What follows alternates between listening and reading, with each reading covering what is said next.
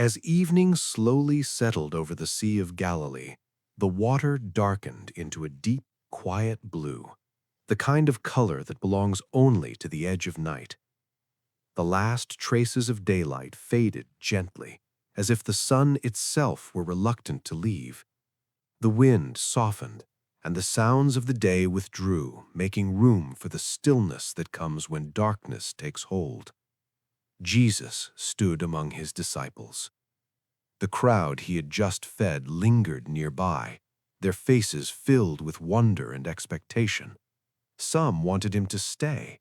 Others imagined something greater, something earthly, a kingdom shaped by power and abundance.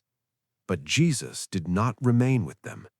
He understood the human heart, how easily it clings to miracles while missing the meaning behind them. Turning to his disciples, he told them to get into the boat. Not tomorrow, not later, but immediately. He instructed them to cross to the other side of the lake ahead of him. There was no explanation, no promise of ease, no hint of what lay ahead. The disciples had grown accustomed to this way of following, learning to obey even when understanding had not yet arrived. They stepped into the small wooden boat, leaving behind the familiar shore, the glow of fires, and the murmur of voices. The boat pushed away from land, its shape slowly separating from the safety of the edge. Jesus did not come with them. Instead, he turned toward the mountain and went up alone to pray. His figure gradually disappeared into the darkness, leaving the disciples to continue forward without him in sight. No one questioned the decision. No one protested. They had learned that his silence often carried purpose. The boat moved out onto the open water. At first, the lake was gentle. The oars dipped into the water with a steady rhythm, sending soft ripples across the surface. The boat glided smoothly, the wood creaking quietly beneath their feet. Above them, the sky opened wide, scattered with stars that watched in silence as the night deepened. Few words were spoken. The weariness of the long day lingered in their bodies.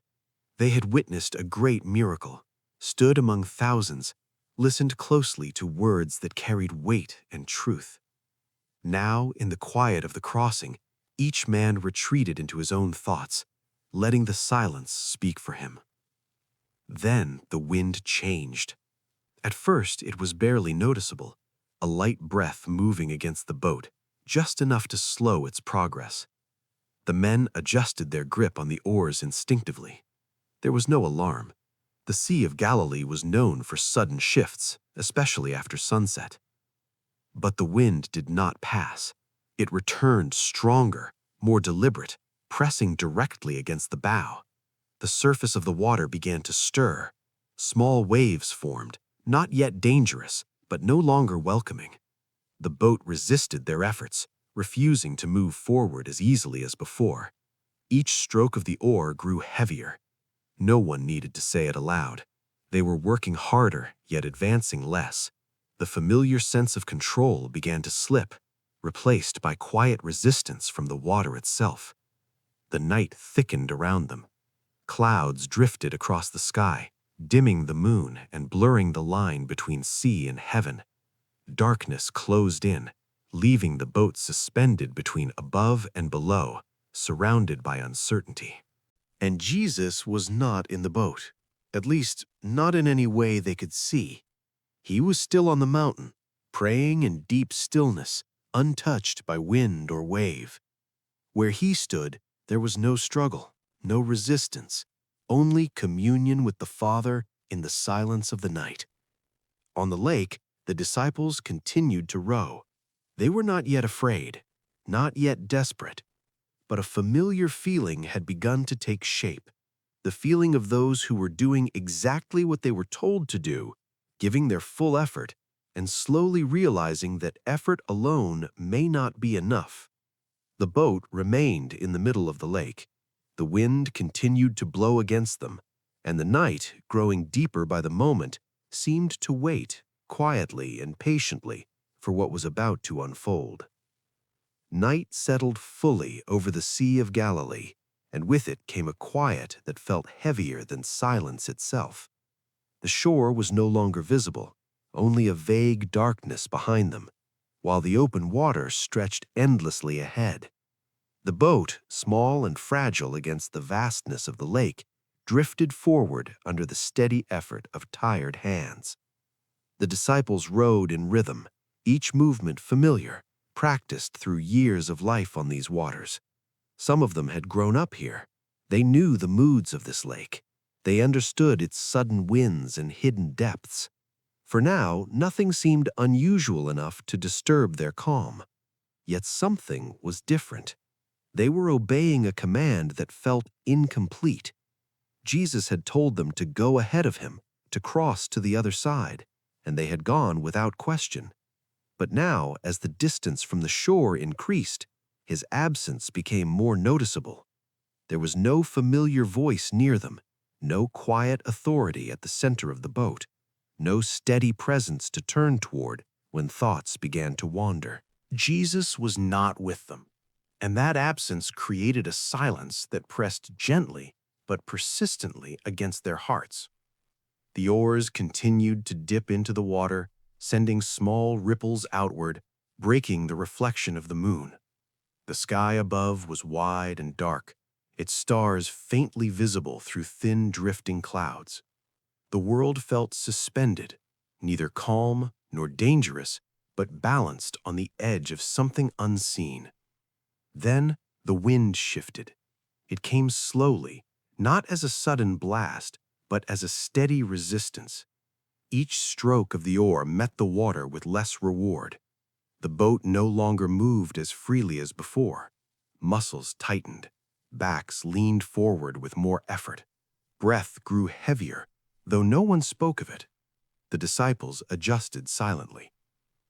They had done this many times before.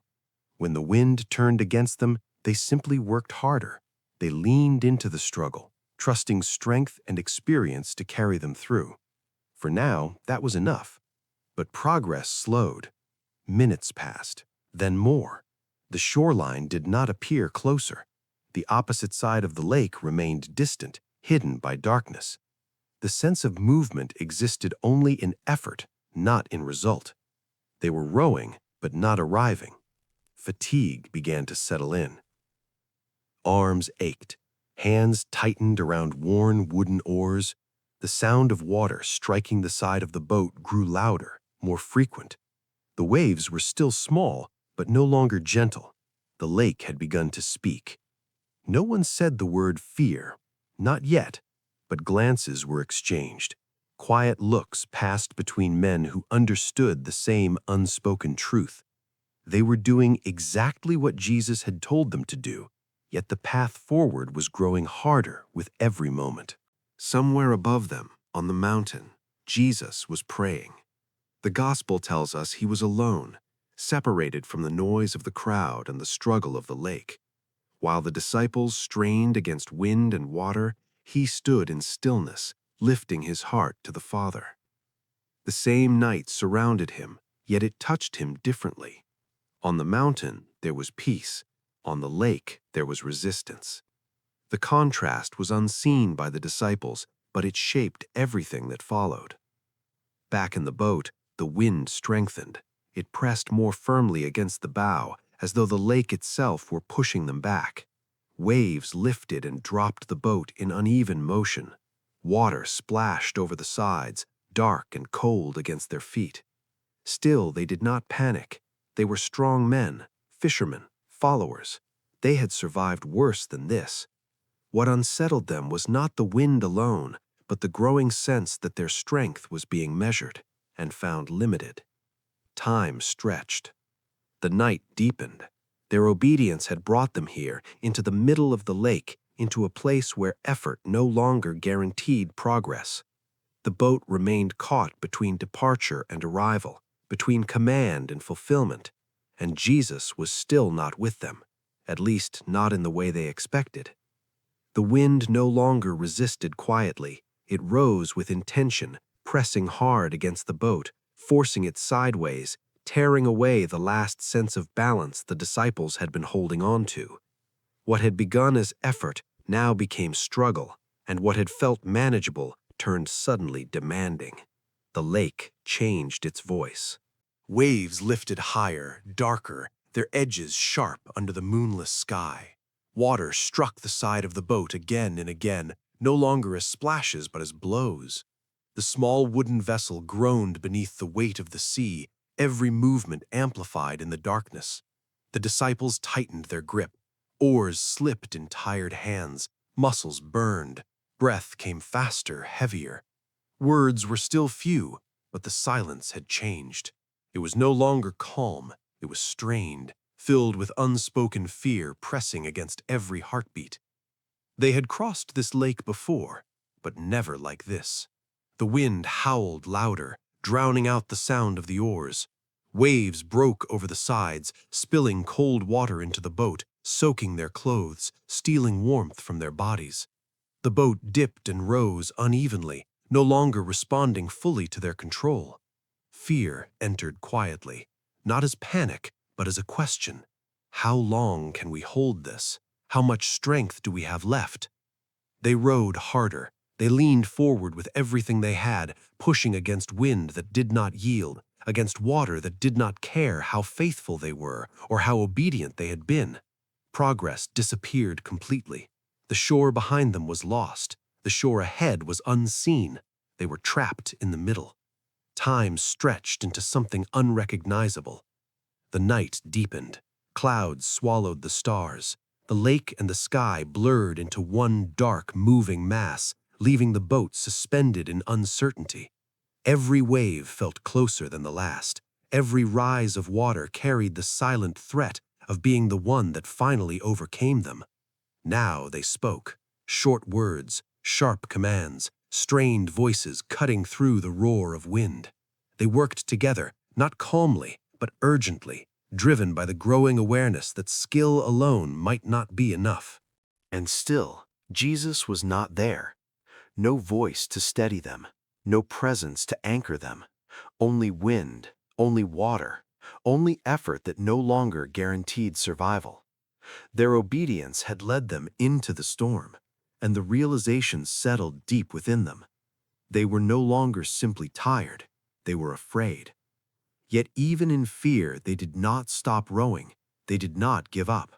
They fought the storm with everything they had, unaware that somewhere above the lake, on the mountain, Jesus had already seen them. The gospel tells us he watched them straining at the oars, struggling against the wind, long before they ever knew he was near. The storm raged on, the boat remained small, and the night held its breath, preparing for a moment that would change everything. The storm did not arrive all at once.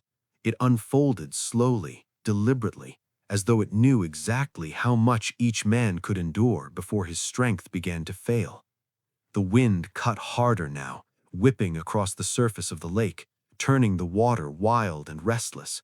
Waves rose and fell without rhythm, striking the boat from different directions, denying the disciples any sense of control. Water poured in. They tried to bail it out with shaking hands, throwing it back into the darkness from which it came, but the effort felt useless. For every wave they pushed away, another followed. The boat grew heavier, slower, more difficult to steady. The fear they had avoided now took shape. It tightened in the chest, it shortened the breath, it sharpened every sound into a warning. The disciples looked at one another, no longer hiding what they felt. Eyes wide, faces pale, lips pressed tight against words they did not want to speak aloud. Some had seen storms like this before, storms that swallowed boats and left nothing behind but broken wood and silence.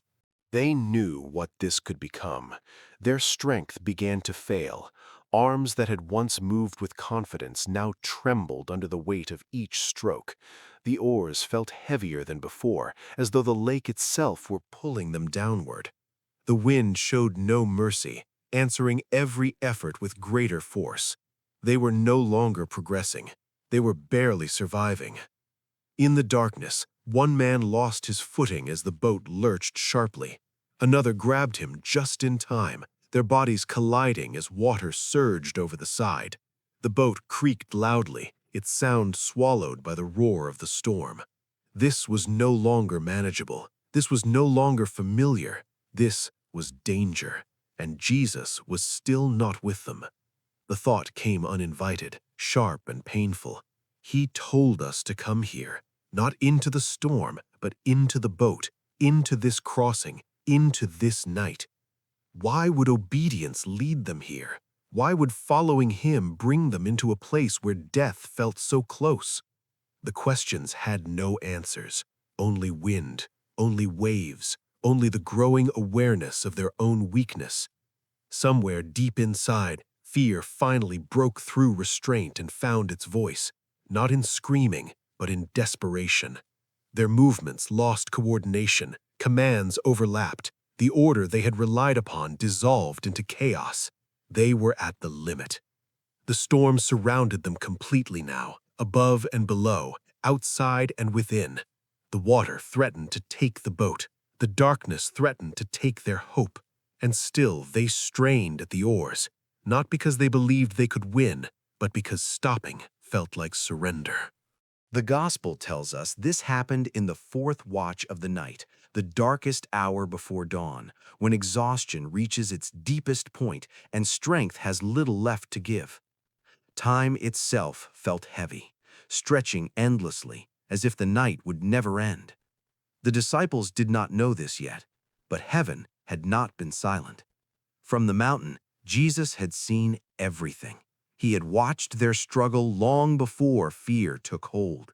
He had seen the wind rise, the waves break, the boat falter. And when the moment was right, when their strength was spent, when no human effort could save them, he began to come toward them. They did not know it yet. They were still fighting the storm, still afraid, still unaware that the very water threatening to consume them was about to become the path beneath his feet, and the night, heavy with fear and exhaustion, prepared to witness a peace unlike anything they had ever known. In the midst of the raging wind and the restless water, something changed, not into peace, not into relief, but into a deeper fear than the disciples had yet known. Through the darkness, between rising waves and drifting mist, they saw a shape moving toward them across the surface of the lake. At first it was distant, no more than a shadow, easily mistaken by exhausted eyes and a storm-distorted night. Yet the shape drew nearer, and what terrified them most was not its appearance, but its movement. It did not sink, it did not struggle, it walked steadily, as though the storm itself had no authority over it. The disciples froze. Their hands stopped moving, their breath caught in their throats, and fear rose suddenly and uncontrollably. In voices filled with terror, they cried out that it was a ghost. Nothing in their experience could explain what they were seeing. The sea was meant to be feared, not mastered. Water was meant to be crossed by boats, not by footsteps. Yet the figure continued forward, untouched by wind or wave, calm where everything else was chaos. Then a voice broke through the storm, clear, steady, and unmistakably familiar. "Take heart, it is I. Do not be afraid." The words reached their hearts before their minds could catch up, and in that moment, fear collided with recognition. It was Jesus, the one who had sent them into the boat, the one who had seemed absent during their struggle, the one who now stood before them upon the very waters that threatened to destroy them. Their fear did not vanish instantly. Instead, awe took its place, mingling with disbelief and wonder. The storm still raged, but its power had shifted. The danger was no longer the lake, but the realization that they were in the presence of a power far beyond their understanding. Peter, trembling, yet drawn forward by faith, spoke with a voice full of longing. He asked that if it truly was the Lord, he might come to him upon the water. Jesus answered with a single word, "Come." Peter stepped out of the boat, and for a brief, astonishing moment, the impossible became real. The water held him. He walked toward Jesus as the wind continued to roar around him. But when he looked away, When he noticed the waves and felt the force of the storm once more, fear returned. His footing gave way and he began to sink. In desperation, he cried out for help, and immediately Jesus reached out, catching him before the water could claim him. With gentleness rather than anger, Jesus asked why he had doubted. Together they stepped into the boat, and at once the wind ceased. The waves settled. The storm that had threatened their lives ended as suddenly as it had begun, leaving behind a silence heavy with meaning. Overwhelmed and humbled, the disciples bowed before him, their hearts full and their voices quiet, as they confessed what they now understood more deeply than ever before, that truly he was the Son of God. Even as the lake grew still, the moment did not immediately release its hold on them. The silence felt unfamiliar, almost unsettling, as though the storm had left behind an echo that lingered in their chests. The disciples remained where they were, soaked, trembling, and wide-eyed, their hearts struggling to settle after being stretched to their limits. The water around them was calm now, smooth like dark glass beneath the night sky. But inside them, everything had changed. They looked at Jesus differently. This was no longer only the teacher who spoke in parables, no longer only the healer who touched the sick, no longer only the one who fed the crowds with a few loaves of bread. Standing before them was someone who commanded the elements with his presence alone, someone whom the wind obeyed and the sea recognized. The storm had revealed what calm days had not forced them to confront. Jesus said nothing more. He did not explain himself. He did not remind them of his power. He did not rebuke them harshly for their fear. His silence now was as meaningful as his words had been moments before. It allowed the weight of what they had witnessed to settle slowly into understanding. The boat drifted gently across the quiet lake, carried now not by effort but by peace. No oars strained against resistance. No voices rose in urgency. Only the soft sound of water touching wood remained, a reminder of how close they had come to being lost and how completely they had been held. Each disciple sat with his own thoughts. Some replayed the moment they had cried out in fear, ashamed of how quickly terror had overtaken faith. Others remembered the voice that had cut through the storm, steady and calm, and wondered how they had ever doubted it could be enough. And some simply stared at Jesus, searching his face for answers they did not yet have words to ask. What they did not fully understand yet, but would come to learn, was that the storm had never been only about the lake. It had been about trust, about what happens when obedience leads into uncertainty, when effort meets its limit, and when faith must decide whether it will cling to circumstances or to the one who stands above them. The night continued on. The crossing was not yet finished, but the struggle was over. The lake lay quiet beneath them, and the fear that had once ruled their hearts had been replaced by reverence. They had entered the storm as followers who believed. They would leave it as witnesses who knew. And the question left hanging in the silence was not whether Jesus could calm the storm, but whether they would remember his presence the next time the wind began to rise. The lake remained still as the boat continued its quiet journey, but the calm that surrounded the disciples was no longer merely the absence of wind. It was a different kind of stillness, one that pressed inward rather than outward, inviting reflection rather than rest.